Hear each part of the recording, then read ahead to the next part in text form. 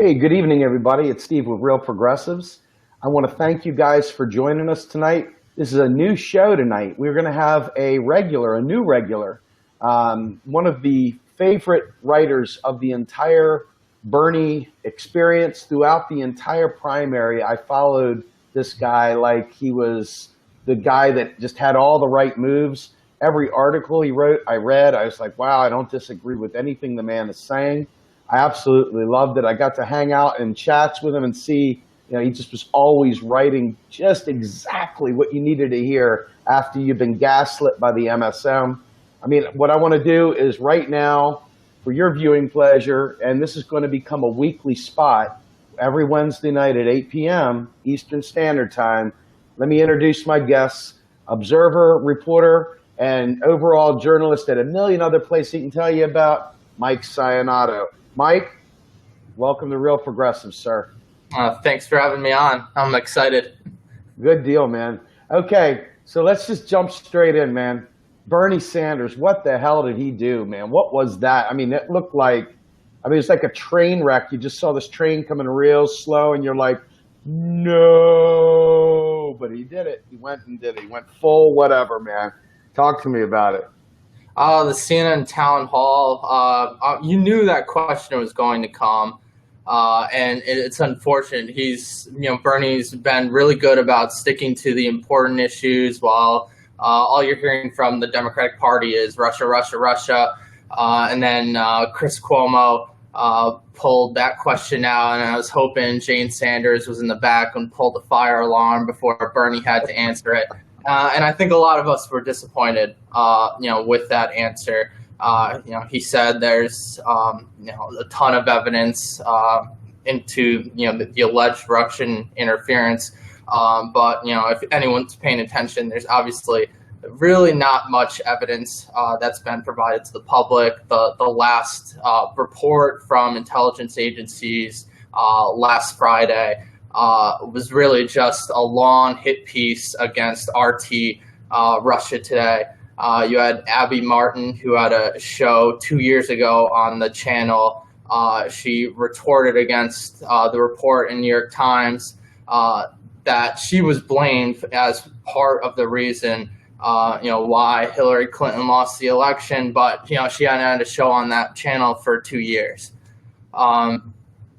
I've heard other people say, give Bernie a pass on it. And you have to, take it with a grain of salt, what he's saying. It's disappointing to hear when he kind of panders and gives lip service to what the Democratic Party, is saying collectively. Unfortunately, he has to work with those people. So it's like any other employee. When someone asks you a question about your boss, when your boss is watching, you're not going to be 100%, truthful or honest. And unfortunately, seeing Bernie, go away from what we all love him for. I fell in love with Bernie Sanders because he is one of the very few politicians who can transcend above the partisan fray. In Congress, he's not afraid to vote with Republicans if it seems that it's an issue that he agrees with. He goes on his principle. He isn't, he isn't a Democrat per se.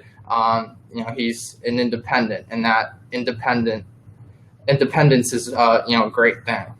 Well, let me ask you a question because, I followed Bernie and I wept when the man caved into Hillary.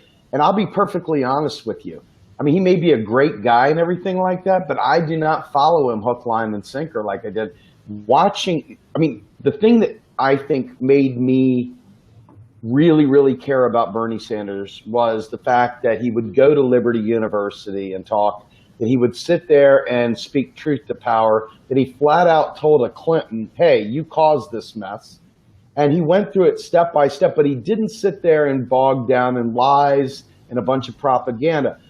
But unfortunately, I've seen him now repeatedly since that horrible moment where he looked shell-shocked coming out of that Obama meeting. And he hasn't been the same. I'm not going to say anybody threatened him or anything like that. What I am going to say, though, is that I think he was given a choice. Do you want to be a part of the political power structure, or do you want to be an outsider screaming in the wilderness? And it looks like he chose the role of being the shepherd to bring the young millennials into the Democratic Party. I think that's his title, actually. I mean, it may not be sheep herder extraordinaire, but it is something like that. I mean, talk about that a little bit. I know you've covered it. That's what their reform basically has been. They put him in charge of outreach. He's basically the mascot for the Democratic Party. He's the most popular Democrat the Democrats have to offer. Can you think of any other Democrat that could pull off and do a CNN town hall right now that anyone would want to watch? And who would be able to honestly engage in questions from people who don't agree with him. I mean, that's why I'm still, with Bernie Sanders. Obviously, the more power he gets in with the Democratic Party, the more he needs to kind of concede and maybe not be as aggressive as he was when he was more of an outsider. But that's where I think progressives need to come in. And really push those issues that Bernie, or even the skepticism that Bernie might not be able to. He doesn't have the same luxuries as he once had. So he's fighting within the Democratic Party. So I think Bernie Sanders supporters need to do both. They need to push for reform in the Democratic Party. They need to fight to get delegate positions in the DNC and push for actual progressive elected officials, but at the same time, they need to, push on the outside. They need to get behind those progressive organizations, those activist movements. Politicians aren't really the ones that bring along change. It's when all these activist movements and these grassroots movements pick up steam, when some of them start to pay attention. And obviously, with those, we have Bernie, who is usually one of the very first politicians to gain notice. Certainly, Standing Rock, the Dakota Access Pipeline, was obviously the first testament of that. I think Bernie was by far the first Democrat to even mention what was going on there. And then, Tulsi Gabbard came in, and after a few weeks when, Sophia Valansky got her arm blew off, then people started to actually say things. And then, the media actually started paying attention to it just a little bit. And then Obama stepped in. But, unfortunately, it was at least all that I think he did is just pass on the blame for the Trump administration to deal with. So let me ask you a question. I don't know. Are you familiar with Ta-Nehisi Coates? Yes, I am. So he did something way back when that I think is incumbent upon, and I'll just throw this out there as an idea to consider. He did something that my first reaction was to get just angry at him, right? He basically threw Bernie under the bus because Bernie didn't answer the reparations question the way that he would have liked it. But then he came back around and they said, well, why aren't you hitting Hillary Clinton? And he says, I don't expect anything from Hillary Clinton. Hillary Clinton is a neoliberal. She wouldn't understand any of this to begin with. Bernie is so close to getting this right that I'm going to hit him because he's the one that could possibly change.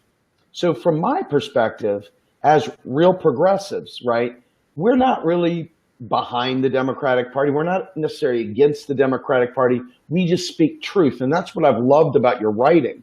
So as we look at Bernie, it's possible to support him when he's right and give him air cover when he's right. But when he says this crap, it's completely possible to say bullshit, right? I mean, what I don't want to see, this is what my concern is, what I don't want to see is a new breed of vote blue sycophant that sits there and makes excuses when St. Bernard goes off the reservation and starts doing his Democratic Party dance.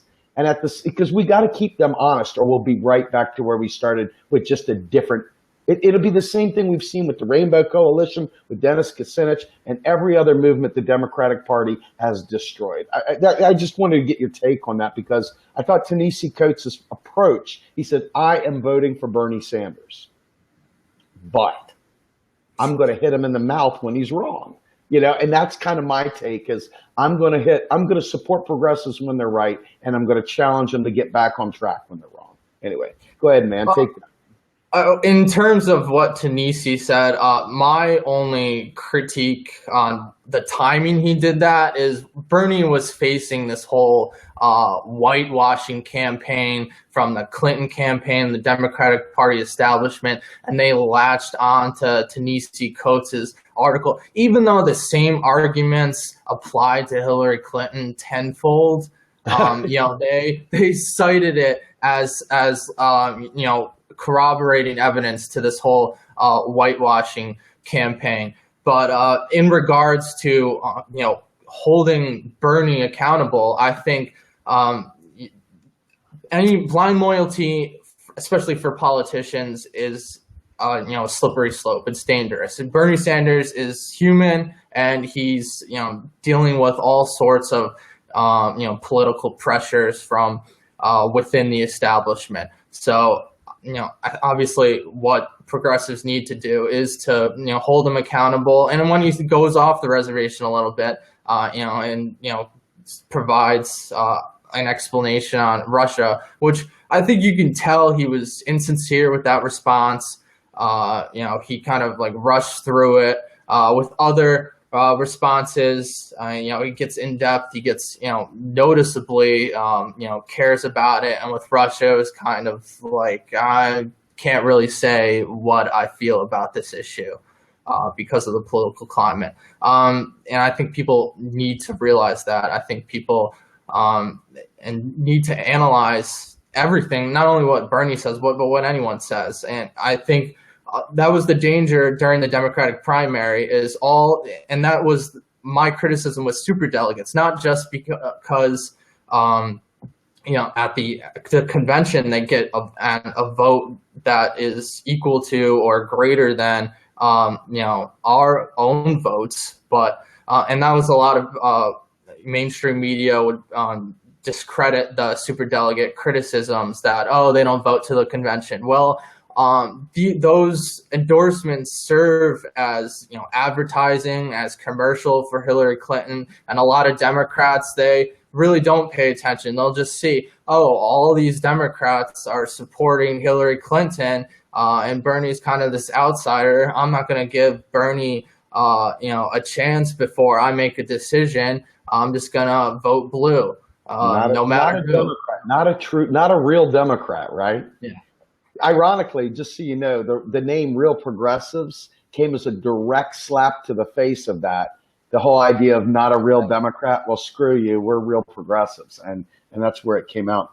So let's talk a little bit about Florida. I mean, Florida's got some happenings going on. I know I've talked to Tim Canova.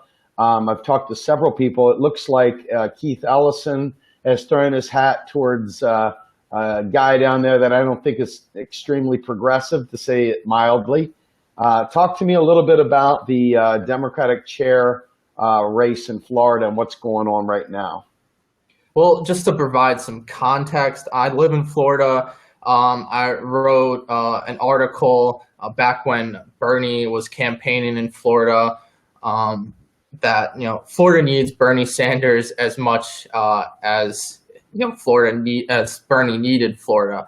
I think at the time, 17 out of 27 congressional seats in Florida were Republican. We have Governor Rick Scott, who is just as bad as Trump. The state legislature, the House and Senate, are both in Republicans' hands. We have Senator Rubio to deal with. So, Florida is known as a swing state. Obama won it in 2008 and 2012. But when it comes to local and statewide, it's a red state. And it shouldn't be. Democrats have around 300,000 more registered voters than Republicans.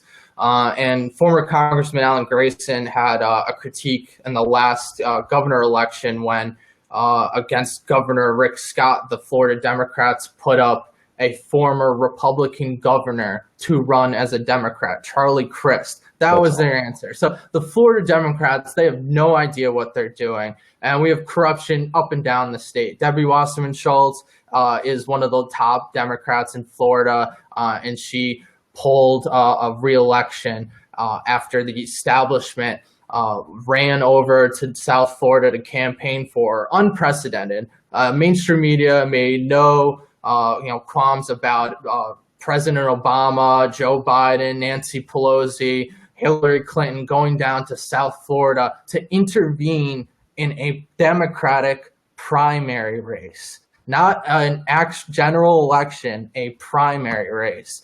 And they did that with the Senate primary race also. They all endorsed Patrick Murphy, who got his butt kicked by Marco Rubio because he's a moderate Democrat. And when you run a moderate Democrat against a moderate Republican, the Democrats don't come out to turn out to vote, which is what happened in Florida. Trump won easily by over 100,000 when Obama won the state in 2008, 2012. So that's where we are in Florida. In terms of reforming the Florida Democratic Party, there's a South Florida-based billionaire. His name's Stephen Battelle, who, not surprisingly, loves Debbie Wasserman Schultz. When she was nominated for DNC chair in 2012, he called her a superwoman. He was appointed co-chair of the National Finance Committee for the DNC by Debbie Wasserman Schultz in 2015, and Washington Post ran an article because shown in the DNC emails, he annoyed the shit out of all the DNC staff. He was just obnoxious and, put his hands on everything just because he was a rich donor and thought, I'm a billionaire, I know what's best. And that's what he's doing in Florida now. He's making an ascension to become the next Florida Democratic Party chair. Under, last week, a former civil rights hero who marched on Selma. She helped integrate the Miami-Dade Democratic Party in 1974. So this was after segregation. Her and a black woman brought together the Miami Democratic Party. The black community, the white. She's been in politics for over 50 years, and she said, she's never seen anything like it. It's shenanigans. She filed a lawsuit against Battelle, and that complaint, along with one other one, on how he became eligible. First, he became a precinct captain as there was a vacant slot, and then 5 days after a Democratic committeeman won an election, I believe his name is Brett Berlin, he, with no explanation, resigned, and that provided Battelle the opportunity to run for that seat, and not surprisingly, Battelle won with an overwhelming majority due to support from the Democratic Party establishment. And the official race for Florida Democratic Party chair is this Saturday, and he has basically enough votes to already win that. He has Senator Bill Nelson, the top Democrat in the state, his support. He has Debbie Wasserman Schultz's support also, who tipped the race in 2013. She implanted Allison Tant against Alan Clendenin, who told Florida Politics that Debbie Wasserman Schultz did to him what she did to Bernie. So that's where we're at. It's the same type of rigging. The Democratic Party is deciding, the leadership is deciding who they want in these positions. So all these elections are basically a facade because they're choosing who is going to win them already, while providing the false pretense that people are choosing them. So I struggle because I see people, friends of mine who are in that mid-range places that are activists and organizers and so forth. And I'm watching them do this whole Dem Enter thing. Now, I'm completely not Dem Enter. Doesn't mean I won't vote for a Democrat. It means that I am not buying that they are good. I'm still seeing the same crap that I hated, and I'm still seeing it day in and day out, and you're validating some of that right now. I understand, just so we're on the same page, I understand an inside-outside strategy. So I understand we've still got to govern while we build elsewhere even. Whatever the two-way street or three-way street or five-way street is, we can't let go of today. We still got to fight now.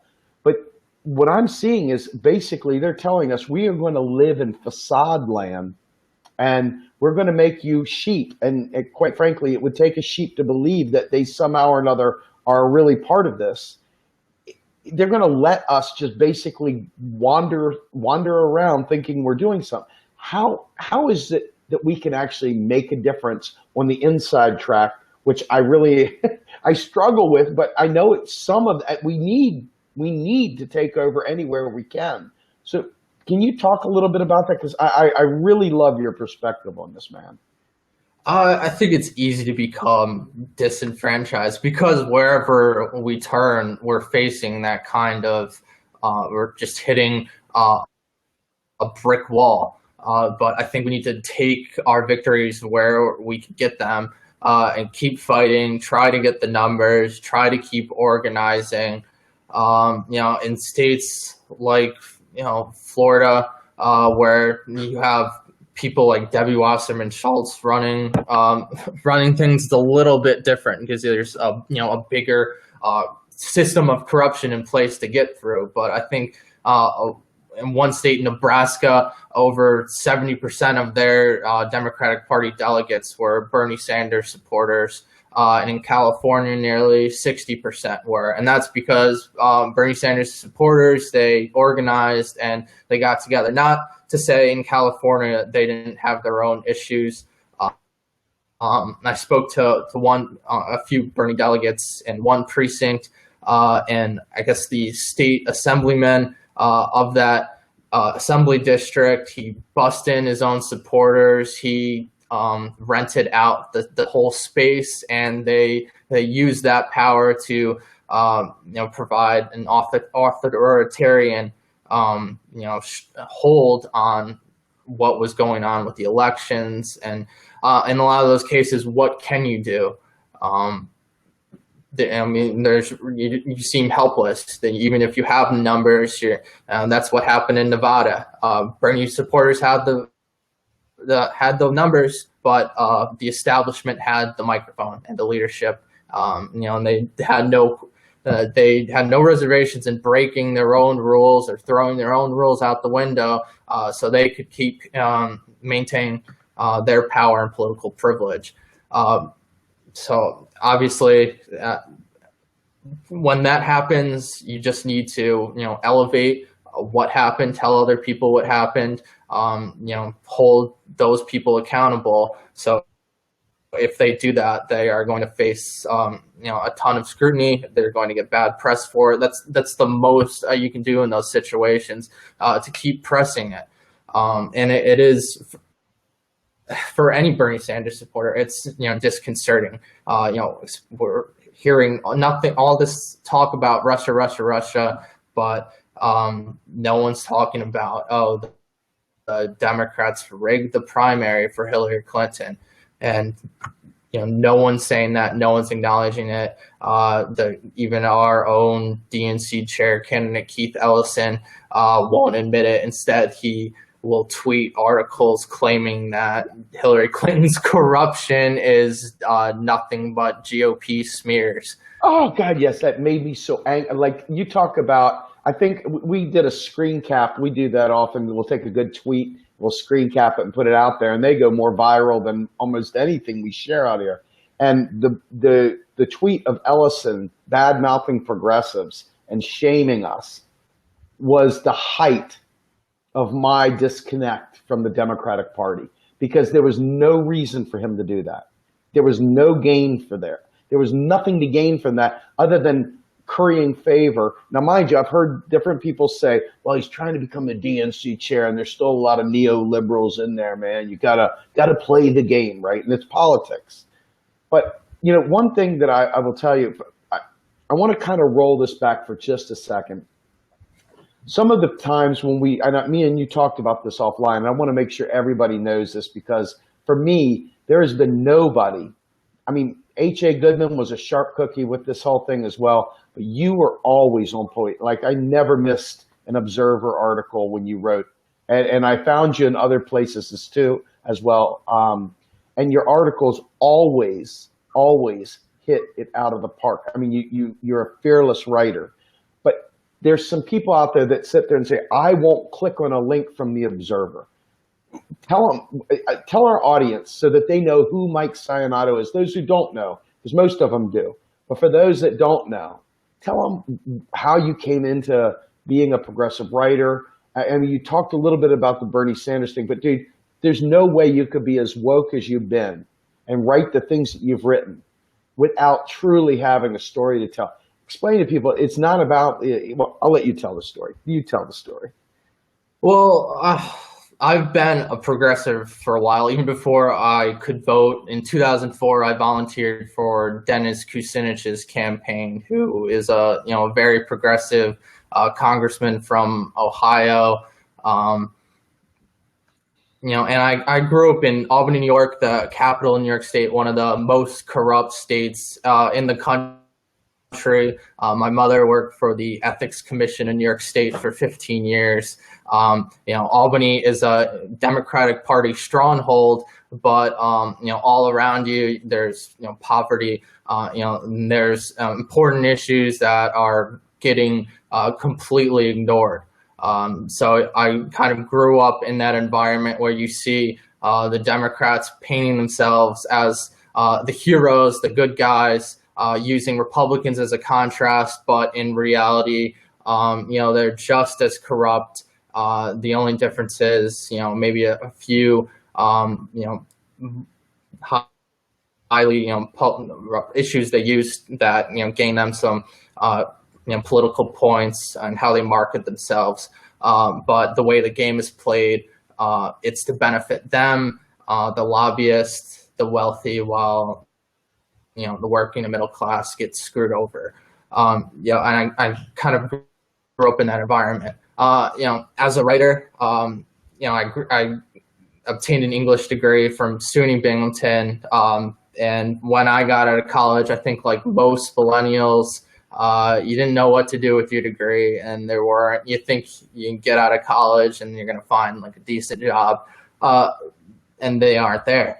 And it's frustrating. You have the student debt and you can't find a job. So what I ultimately did when I moved to Florida with my girlfriend is I said, with her support, I said, all right, I took a job at interning with the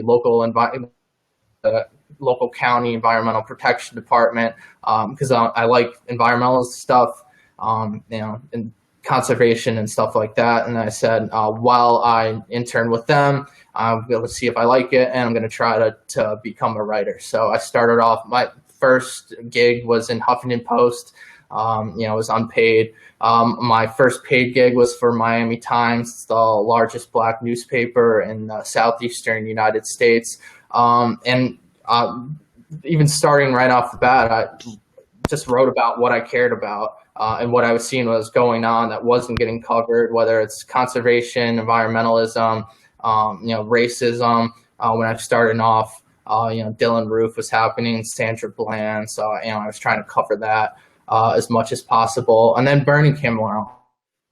And, my first article for The Observer was in July 2015. It was comparing Bernie Sanders to what he was saying to things that, JFK and RFK would say. And you really haven't seen people talk about poverty and issues like that since those two. And, those two met a tragic end, unfortunately. But, from there, it kind of took a life of its own. I just loved Bernie, and getting into the whole campaign, you kind of just learn. I came in like most people. I didn't have that perspective of Hillary Clinton. I came out of the primaries with a completely different image of who she was and what she represented than I did, going into it, because I kind of had I don't agree with them, but I didn't think they were half as bad as I nearly did until I started digging into it, started researching it, and started seeing, and paying attention to it on a daily basis, what was going on. And I've been a burner, progressive ever since, but I was a progressive before that. Yeah, very good. So, give your voice a rest for a second so I can. Yeah. I think one of the things that I noticed was whenever there was a haymaker to throw, I would all of a sudden see your articles show up. And I'd be like, thank God one person, one, is still writing about the things that matter. Because the gaslighting that the MSM put us through was so abusive. It was so unbelievably abusive. And there you were. I mean, I can't Feel it. you were so on fire, dude. I mean, seriously, this is not just about the content.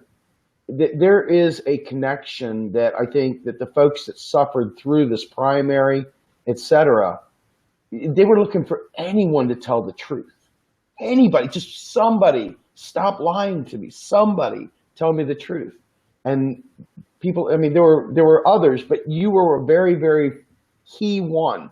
The stuff you wrote was really, really to the point, and it kept me sane. So I want to thank you for that. But what kind of resistance do you have? I mean, I've noticed that the people that are truth tellers, the people that are willing to speak out against the party leadership, are willing to call a spade and just say how it is, we get a lot of flack for it, man. What kind of, have you gotten mostly support, or has it been a rough road? I've gotten a lot of support from Bernie Sanders supporters, and I'm certainly grateful for that. Obviously, there's been some lashing from the establishment, and anytime you have a popular article, people are going to comment or tweet at you. There's no evading the Twitter trolls. Certainly the correct the record ones. But for the most part, it's been positive, and I'm fortunate for that. During the campaign, I did have one, what I thought was funny. Hillary's press secretary, Brian Fallon, I covered something from Guccifer 2.0, and they alleged that I was the link between Trump and Russia. It was ridiculous. Okay, so with that in mind, now that we got your progressive creds in there, let's talk a little bit about golden showers, man. What the heck is this all about? Let's just tear this one open for a minute. This is a garbage story. To start off with, what BuzzFeed has been doing, they're really popular. Some of their stuff is good. I don't know if you're aware of who Adam Johnson is over at Fair Media Watch, but he wrote an article in this past June, and they did an analysis of the last 100 articles BuzzFeed did on Obama, and none are critical. He said that they report on Obama like he's one of the Jonas Brothers. So instead of criticizing power, they're elevating it, propping it up, creating this celebrity persona of politicians, and that's what the mainstream media did with Hillary Clinton. She was on Barbara Walters when getting put on her top 10 list in 2013, 2014. As soon as Hillary Clinton left the State Department, she was going on the award circuits, getting all these random awards that really meant nothing at all, and just courting for exchanging her access to wealthy donors to charities, so she would get some good publicity and get to meet with the charity's donors, and the charity would get the publicity of her giving them a boost and get to meet with her donors. And there's all these lavish fundraising galas. Even Bill Clinton, I think in June 2013, he won the National Father's Day Award from the National Father's Day Council when his only child is a full-grown adult. You can see it's ridiculous how bad it was. So I think I went off on a little bit of a tangent there, but That's all right. That's all right. So at the end of the day, this whole thing about golden showers is much ado about nothing, right? they even had a disclaimer: we can't verify anything in this report, and a lot of it includes errors because the dates were wrong, spelling were wrong. So, and you had some 4chan user, which is probably also fake, but someone on 4chan was claiming they wrote it as fan fiction and gave it to Evan McMullen, a conservative independent candidate who was a former CIA official. They gave it to his campaign manager, and that's allegedly how it wound up in the hands of intelligence agencies who didn't know what to do with it. And apparently John McCain had some report that he gave to the FBI that he couldn't verify. It's just ridiculous. It's insane, and you saw Clinton supporters, even though this was, more than likely a way you could, verify it, and it's based it's just remanufacturing an article from October from the same exact source, a former British intelligence official who was hired to do opposition research against Trump. And apparently other mainstream media outlets had this information for the past year and never did anything with it because it's fake news. But and from Clinton partisans, their excuse was, Trump made his political career off of purporting the Obama birther lie, fake news, so it's okay if we do it to him. So you keep having this toxic environment where Trump is awful, but the reaction to Trump from the Democratic Party establishment is just as awful. But if you try to say anything, any nuance like skepticism or anything like that, you're smeared as being one side or the other, and it's ridiculous. So, people are asking me to do this, and I haven't put this up there, but I'm going to ask you anyway. And this is kind of, it's not going to be bad, but it's definitely going to be out of script, if you will. So a large part of what I do is based on economics. And so, the thing that drew me to Bernie Sanders had nothing to do with Bernie Sanders, ironically.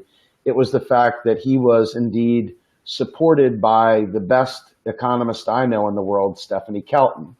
And then she had a posse of other economists who I just absolutely follow like a lost puppy everywhere they go. And Bill Black, who was instrumental in identifying the crash that occurred in 2008, he was one of the ones that called out the insanity. I spoke with Bill Black. Yeah, he's a good guy. Really? All right. September about the Wells Fargo scandal that was happening there. So here's the situation. Bernie Sanders, when he came into play, right, he put this massive spending package out there. I think it was estimated at $33 trillion over 10 years. And, it doesn't take a math scholar to figure out that his tax plan, which was largely what we call Pagovian, aka behavior modification taxes, wasn't going to cover it. It wasn't going to come close to covering it. And for the right wing, they were like, see, he's not paying for his programs. It's all pie in the sky. Hillary Clinton acted like a right winger, and she goes, he can't pay for that. It's pie in the sky.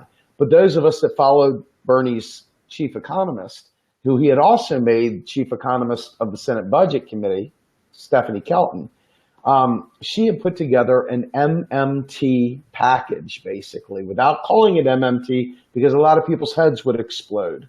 But he put this thing together, and it was the single greatest thing. And by the way, there is no progressive revolution possible if we don't understand the way our finance works.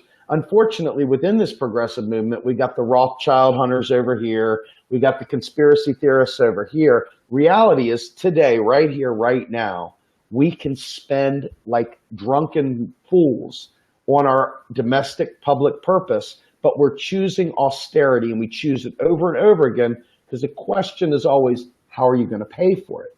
Well, Donald Trump, in a moment of clarity, a single moment of clarity, came out and said, we can never go broke. We print the money. And he was frickin' right.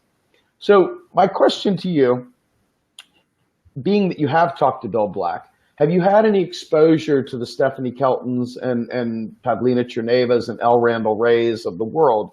And if not, would you be open to exploring that possibly in the future? I would definitely be interested in exploring it more. One of my favorite people I've talked to during the election was I can't recall his name, but he was on CNBC. He was supposedly the inspiration for Gordon Gekko.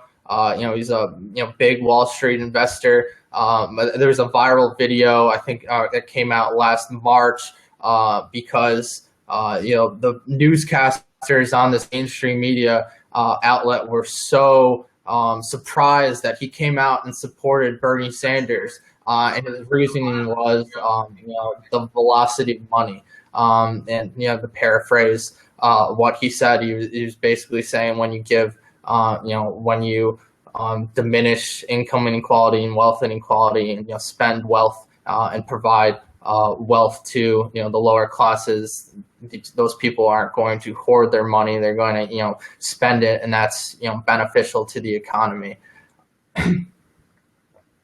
Asher Edelman, there we go. Okay. Well, so here's the situation for this particular program.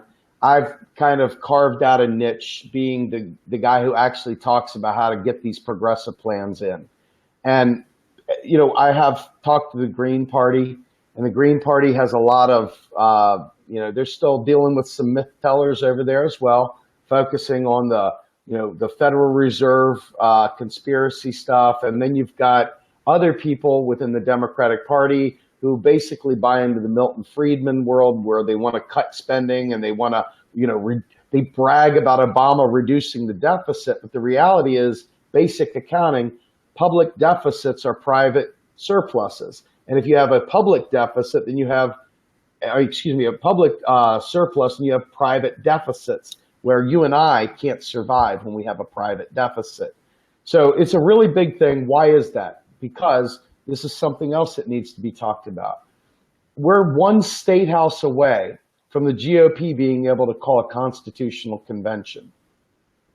And they believe that New Jersey could be their, I don't know whether it's New Jersey, it's somewhere up in the Northeast that they think they've got a shot at getting that last state house.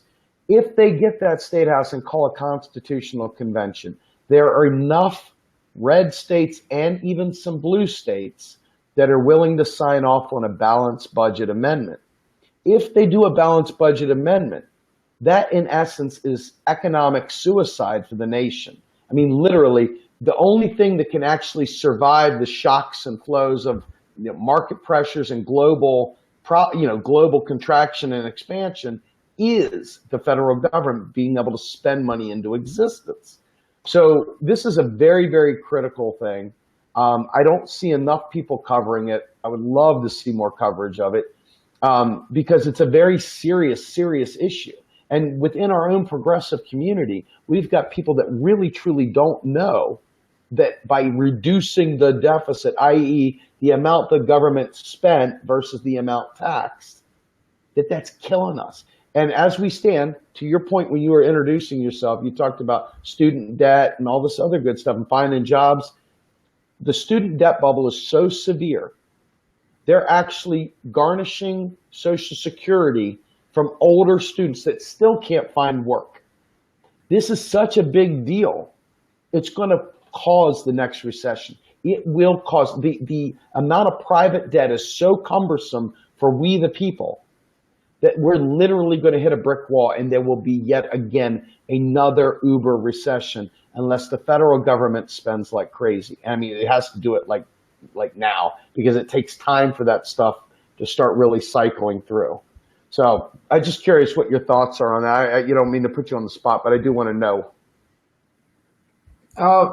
I agree with it, and that's the unfortunate, also another side effect of the Democratic Party not doing anything. They'll likely be able to wait out something horrible to happen during Trump's administration, where the just knee-jerk reaction is to vote Democrats in, and whatever the other side says, and they don't have the solutions either. So, unfortunately, Hillary Clinton was all about incremental change, incremental, progressive who gets things done. That's not what actually gets things done, unfortunately. And we do need, some sort of progressive political revolution to, ward off,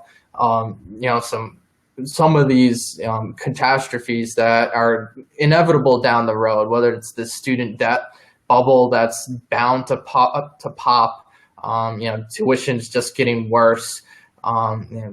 People are taking longer and longer to defer their student loans. I did for 2 or 3 years, and people are having to go to getting out of a 4-year degree and finding no jobs, and then going to have to go back and accrue more debt, and it's just getting worse and worse and worse and worse. The same thing goes for climate change. There needs to be revolutionary changes to stop the climate from changing just to what scientists are predicting it to do. And Democrats and Republicans don't have, the solution for that. Even See, here's the thing. And I'm gonna play the role over here for a minute. They actually do. Bernie Sanders. This is the thing with Bernie Sanders, and this is why Bernie matters still. Even if you Dem exit, even if you are not interested in the Democratic Party, and even if you're standing like me, fighting for change outside the party, but keeping an eye on the inside, if you have any concern about the environment, we're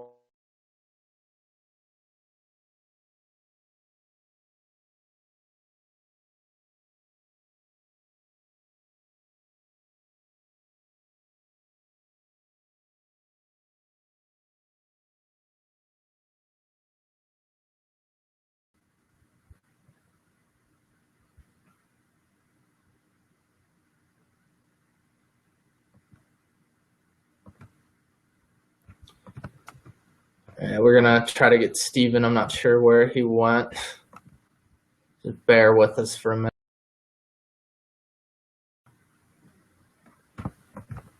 Okay, there we go. Steve's back. Sorry about that. It's the strangest thing. But the point I was making is this. Bernie Sanders came with a plan. For me, he was the hope, not because Bernie is a Democrat or an independent. I could have given a shit where he stood.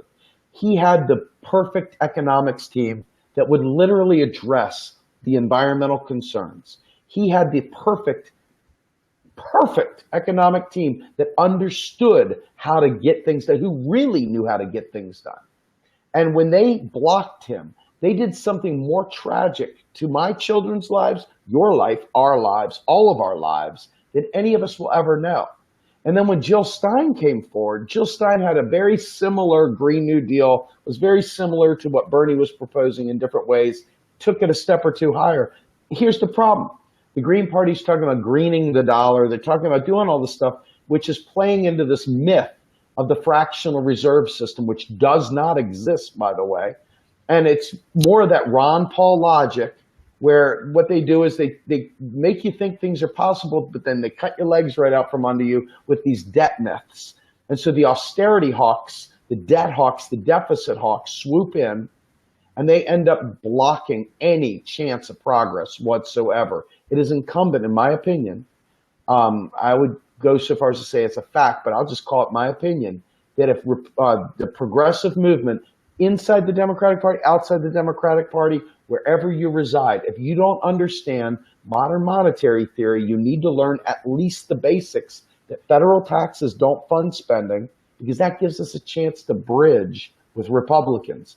I mean, there are many that just hate the government irrationally anyway, but there are some who just don't think government's been working for them. And if we could demonstrate to them, hey, we don't have to jack your taxes up to give you health care as a right, college as a right, take care of the 99% the way Bernie laid out, I think we could have such a freaking cacophony of action that people that you wouldn't think of as progressives would suddenly be like, hey, it's okay to be progressive because I don't have to end up jacking my family's finances up to have the things that they said. It's not like tax and spend from the 70s. It is it's the real deal. And all the myths be damned. Calvinism is what they freaking shoved down our throats. You got to work hard, you know. That whole right-wing thinking penetrated the Clintonism, and that's what we've got to shed, or we're not going to make any progress. Federal job guarantee, you know, mixed with a basic income, jack up Social Security. Dude, we got a friggin' bona fide country worth living in again, man. I mean, that's where my head's at anyway. That's what made Bernie losing such a disaster. Not only because we got stuck with not even someone remotely close to where Bernie was on the progressive scale, but because we lost the potential for all that. He obviously would have won. I hate that Clinton supporters and establishment Democrats act like Trump was this undefeatable opponent, and that the GOP would have torn Bernie Sanders apart.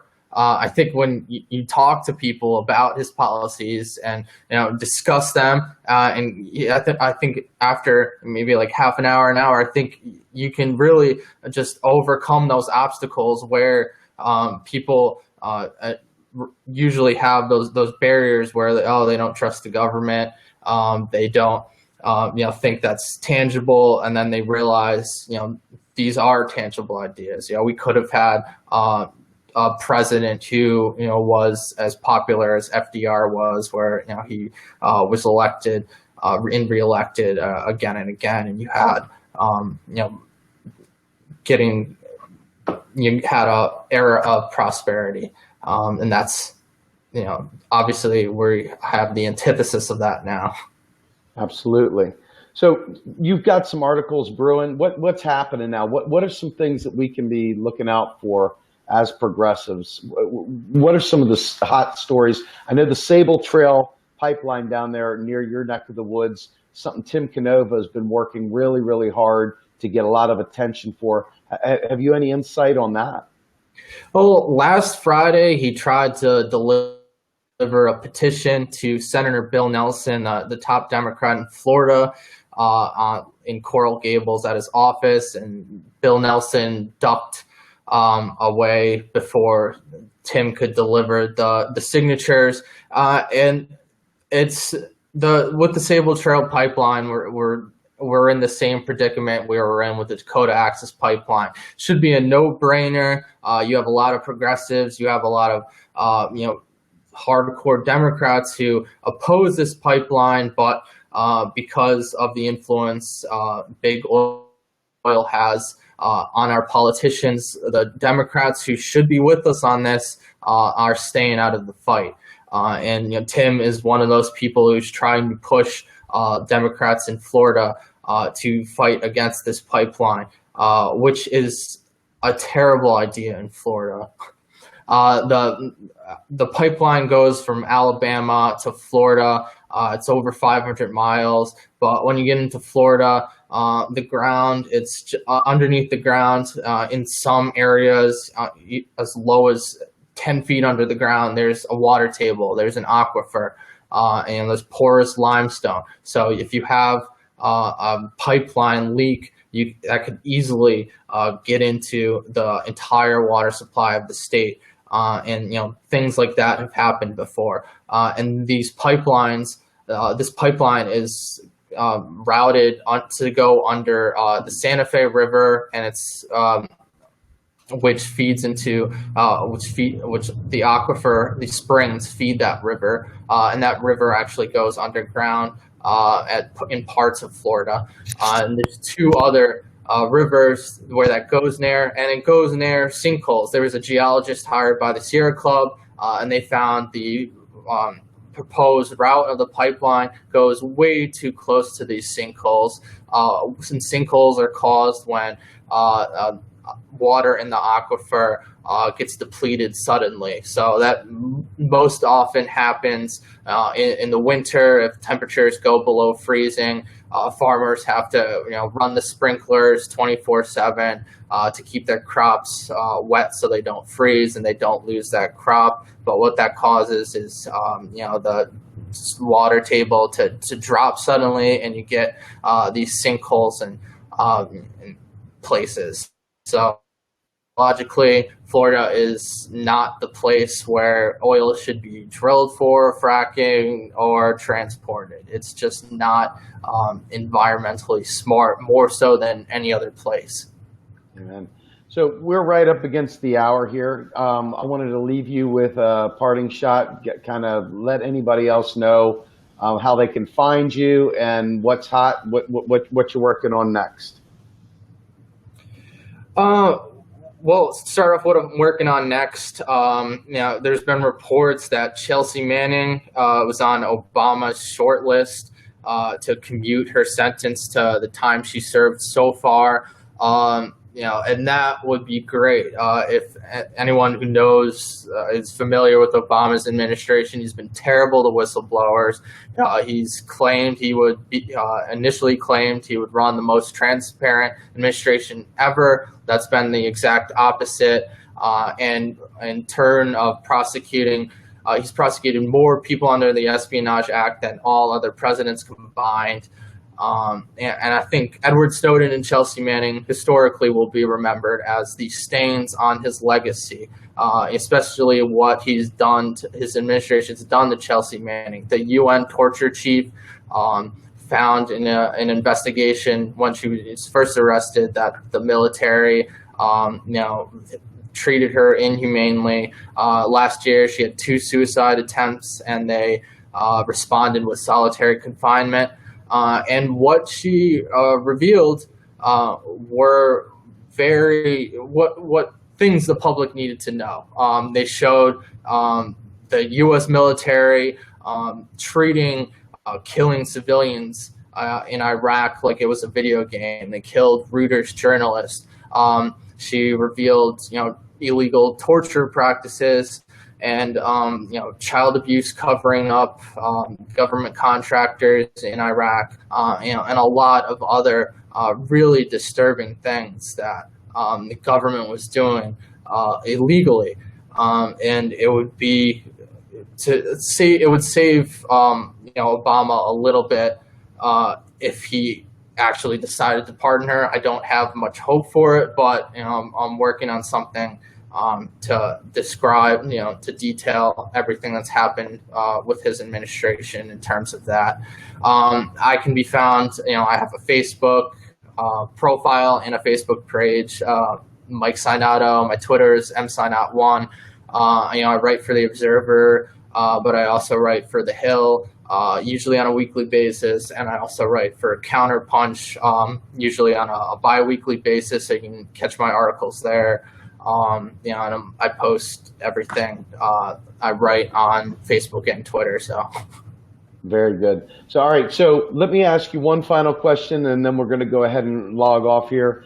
You've got Ed Snowden, who needs to be pardoned, in my opinion. You've got Chelsea Manning, who needs to be pardoned. You've got a host of other people. I mean, goodness gracious, Richard. Oh my God, I'm missing his last name here. It's killing me. He begins with an E. You've also got Leonard Peltier. I mean, are any of these other names, have you heard anything about them at all? I mean, is there any hope here? I don't have hope for Obama. He promised hope and change, and Cornel West had an article put out, this week basically outlining why his administration was a disaster for progressives. I wrote a similar thing a few weeks ago for The Hill that did well. I don't have. I lost my faith in Obama. I voted for him twice, but I've lost my faith for him.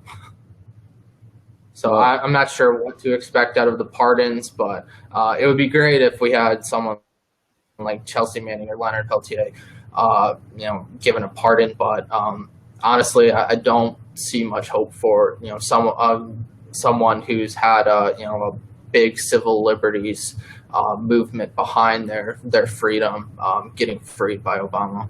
Right. Real quick, somebody asked you one more time what your Twitter handle was. It's Sainat1, MSAINAT1. Very good. All right, Mike, it was a great first show. Thank you very much. Folks, we're going to have Mike back again every Wednesday to kind of go over what's happening in Mike Sainato's land. He covers an awful lot of stuff from a progressive perspective. His articles are always hard-hitting. Mike, I want to thank you for joining us very much. And we're going to work on you with some economics, man, because I'm telling you, I can get you access and we can start making some serious change, man. I'd love to have some of that, man. Anyway, all right, folks, thank you very much. We're going to sign off. You guys take it easy. Have a good day, everybody. We're out of here.